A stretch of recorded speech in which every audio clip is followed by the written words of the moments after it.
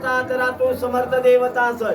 तर आज तुझ्या सहावा जो काय जत्रोत्सव असा म्हणजे महाराष्ट्र निमित्ताने ही लेकरा तुझ्या दर्शना गेलेली असत आणि याच्याने जी काय केळी ठेवलेली असत ही तुझ्या चरणाकडे पावन करून घेऊन तुझा त्या सिद्धेश्वराचा ते 7 थळा 12 अंतरची मालकीन सातेरीचा तशी ती सता सुकृताची कुंभियात बसली त्या भामना देवीचा काळोबाचा मलयाचा 12च्या पुरुषाचा 12च्या होळद्याचा 12च्या न्यायनीती धर्माच्या नीतीचा हिरायचा पातळाचा खाताभूताच्या येतोबाचा सत्तेचा कुळाच्या पुरुषाचा थळाच्या पुरुषाचा राजसत्तेचा पुरसत्तेचा जैन ब्राह्मणाचा छोट्या मापुसाचा त्या दाळकराचा तसाच त्या परमसाचा गावडेवासाचा कुमारसाचा धाकटेमारचा पुरीच्या मारचा दांडेकरचा तुझा 12 पंचायतचा एक गणित एक पद करून तसाच त्या 12च्या बाणियाच्या चाळ्याचा पुरीच्या असाचा मूळ पुरुषाचा एक गणित एक पद करा. आज तुझा जत्रोत्सव असा आणि आज जत्रोत्सवाच्या निमित्तानं जी जी लेकरा तुझ्या दर्शना येऊन ज्यांनी आज तुझ्याकडे या ठिकाणी केळी ठेवली कोणी अमृताचा फळ ठेवला ही तुझ्या चरणाकडे पावन करून घेऊन सगळ्या लेकरांची इच्छितच मनोकामना असा ती परिपूर्ण कर.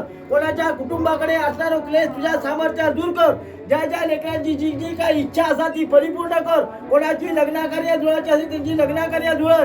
कोणा संतती नसाल त्यांना संतती प्राप्त करून दी अशी देवा तुझ्याकडे प्रार्थना करतो. हे प्रार्थने पाव आणि सगळ्यांना सुख समाधान आयुष्य आरोग्य धनधान्य वचला देऊन सगळ्यांना सुखी राख. आणि कोणाच्याही आरोग्याकडे काय किरीवारी आहात किंवा शारीरिक काय दोष असतील हे तुझ्या सामर्थ्यात दूर करून सगळ्यांचा अगदी आरोग्य नीट राख आणि सगळ्यांना सुखाचा आशीर्वाद तुझा देऊन सगळ्या गावात तुझ्या पंचक्रोशीच्या येणाऱ्या सगळ्या लेकरांका सगळ्यांना अगदी सुखी राख माझ्या बा अशी तुझ्याकडे प्रार्थना करतो. प्रार्थने भाव सांडा बंडा केला पावन करून घे आणि बरा कर मला.